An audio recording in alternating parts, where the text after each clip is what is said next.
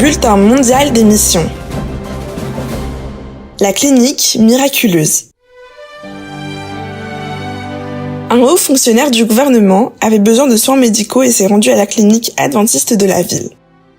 Cet homme était ministre sur l'île de Zanzibar et était en visite officielle à Dodoma, en Tanzanie. Le ministre a apprécié les soins prodigués à la clinique et a demandé si celle-ci serait intéressée par l'ouverture d'un établissement à Zanzibar.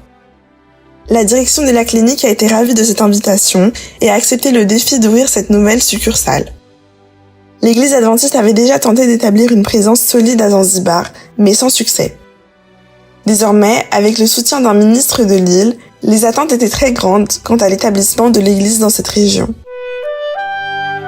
La lutte pour l'ouverture de la clinique a duré des mois et plusieurs contretemps ont mis le projet en péril. Mais petit à petit, un terrain a été acheté, 2 bâtiments ont été construits et les équipements ont été installés.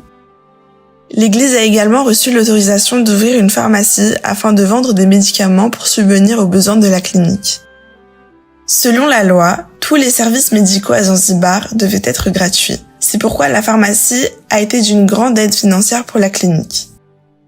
La clinique adventiste de Zanzibar a été inaugurée en janvier 1988 et a commencé à soigner toute la population de l'île.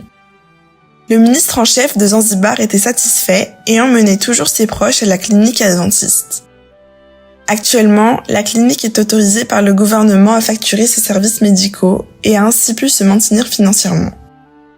Mais les ressources nécessaires aux rénovations et à l'agrandissement sont rares. Il n'y a assez d'argent que pour entretenir la structure existante.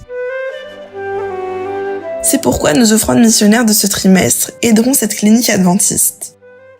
La clinique de Zanzibar a près de 40 ans et nos offrandes permettront de moderniser toute cette structure précaire. Soyons généreux.